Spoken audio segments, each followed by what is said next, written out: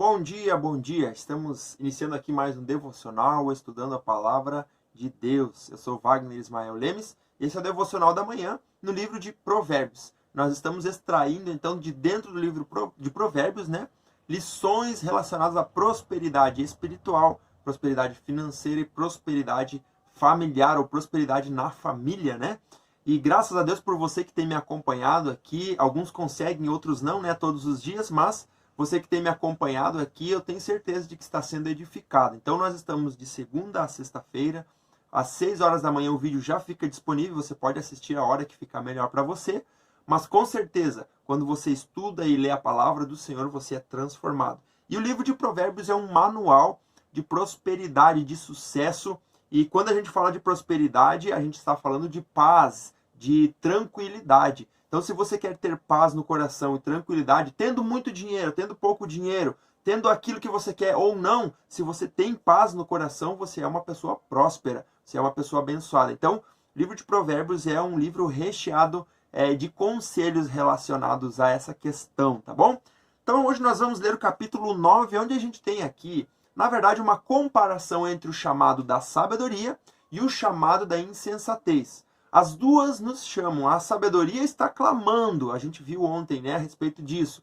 Ela grita, ela tenta chamar a atenção, mas ao mesmo passo que a sabedoria tenta chamar a nossa atenção, a insensatez também está tentando fazer aquilo que é o papel dela, que é destruir a vida das pessoas.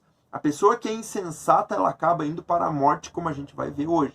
Então nós temos aqui esse paralelo, essa comparação entre a sabedoria ou o chamado da sabedoria e a insensatez ou o chamado da insensatez. Capítulo 9 de Provérbios, versículo 1 diz assim: a sabedoria construiu a sua casa e ergueu suas 7 colunas. Logicamente, esse termo 7 colunas, diz que construiu uma casa. Então a gente entende que seriam as colunas de uma casa. Essa casa poderia ser uma casa espiritual, mas há muitas relações, poderia ser os dons do Espírito, poderia ser também aqui relacionado aos dias da criação. Se você for para o Apocalipse, que foi o livro que eu trouxe aqui para nós, nosso devocional, se você não acompanhou, você tem só voltar alguns devocionais atrás, aí você tem todo o livro de Apocalipse, do primeiro versículo até o último, onde a gente estudou aqui juntos. Então, se você não acompanhou, você pode estar acompanhando então. Mas o número 7 é relacionado à perfeição, Então é um número que dizem que é o número de Deus. Por quê? Porque dentro da Bíblia a gente tem várias alusões ao número 7 como sendo o número da perfeição, Então aqui nós temos essa ideia aqui que a sabedoria construiu sua casa e ergueu suas 7 colunas. Matou animais para a refeição, preparou seu vinho e arrumou sua mesa.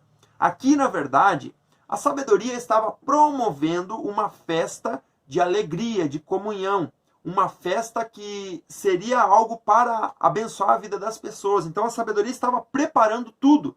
Enviou suas servas para fazerem convites desde o ponto mais alto da cidade, chamando. É lógico, a gente entende aqui de forma figurada, como se a sabedoria fosse uma pessoa, como se a sabedoria tivesse uma casa, um lugar. A gente sabe que não é assim, mas é de forma figurada para que a gente possa entender. Então, aqui Salomão se utiliza, da sabedoria como se fosse uma pessoa. E ele diz assim, a sabedoria clama, venham todos os inexperientes.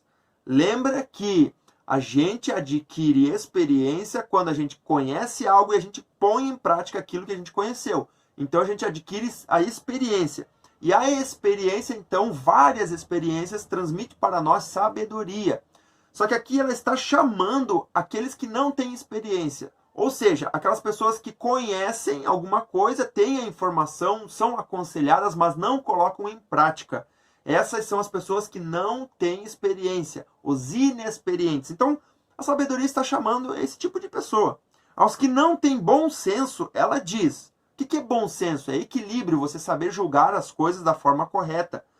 Venham comer a minha comida e beber o vinho que eu preparei. Deixem a insensatez e vocês terão vida. Andem pelo caminho do entendimento. Então, o clamor que a sabedoria faz para mim e para você é: deixa a insensatez de lado. O que é insensatez? É você não ser sensato, você não ser equilibrado. Assim como o bom senso, Uma pessoa sensata é uma pessoa que tem bom senso, sabe julgar as coisas da forma correta, é uma pessoa equilibrada, é uma pessoa que não, eu vou usar o termo aqui, né, chuta o pau da barraca com facilidade, é uma pessoa que sabe dosar muito bem seus sentimentos, suas emoções, as suas decisões são decisões coerentes. Esse é o tipo de pessoa sensata, que tem bom senso. Agora, no versículo 7 e 8, tem um chamado aqui muito importante para mim e para você. Na verdade, esse chamado aqui, eu poderia dizer que é comparado muito àquilo que Jesus citou, como se fosse a pérola aos porcos, que eu quero ler depois junto com você. Mas primeiro eu vou ler esses 2 versículos para você entender. Quem corrige o zombador traz sobre si o insulto.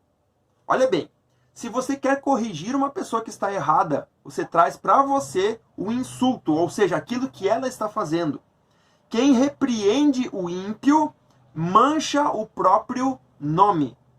Quem repreende o ímpio mancha o próprio nome. Você está conseguindo compreender? Não repreenda o zombador. Caso contrário, ele o odiará.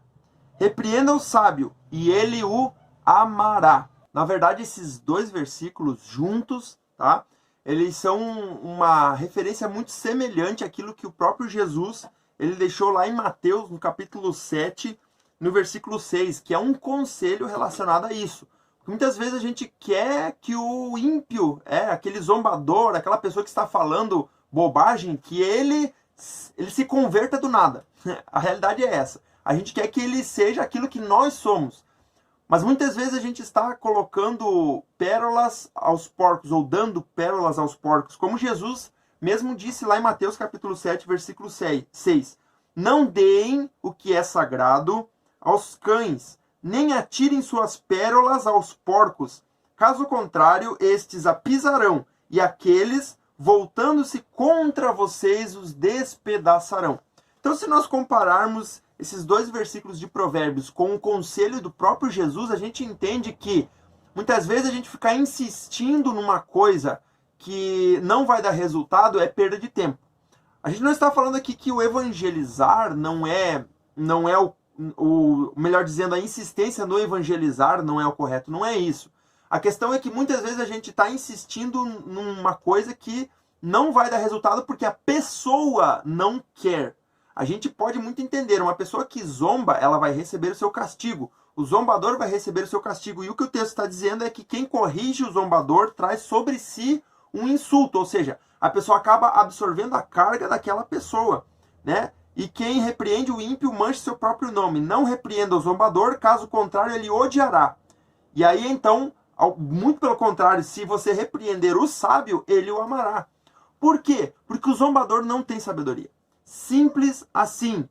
Quem zomba não tem sabedoria. E quem não tem sabedoria vai te odiar, vai te desprezar também. Então, aquela pessoa que é sábia, quando ela é repreendida, ela entende e aceita e muda a rota. Por quê? Porque a sabedoria é você conhecer algo e praticar. E uma pessoa sábia já faz isso. Então, quando uma pessoa sábia recebe uma repreensão, ela para, entende que ela está errada e põe em prática o conselho que recebeu. E aí, então, ela, por causa da sabedoria, ela acaba tendo essas experiências positivas. Muda de vida, né? Você consegue perceber a importância da sabedoria? Não é em vão que o livro de Provérbios fala muito de sabedoria.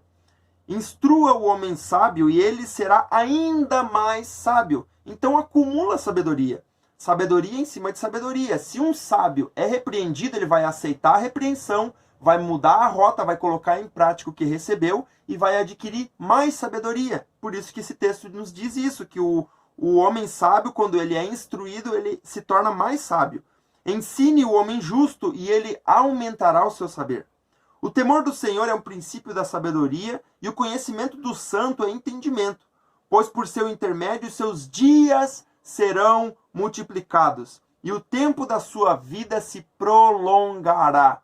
Promessa: para quem adquire sabedoria, os seus dias serão prolongados. Por que que os dias dos sábios são prolongados? Por causa de uma palavra chamada paz. Quem faz o que é mal não tem paz no coração, Por conta disso, a sua vida é encurtada. É muito pelo contrário. A pessoa que tem paz no coração tem vida longa, mas como que ela adquire paz? Através da sabedoria. E como ela adquire sabedoria? Pedindo para Deus. Pedindo para Deus, porque Deus vai dar o conhecimento. Você vai conhecer, Ele vai te dar a informação, a instrução. É isso que você tem que fazer.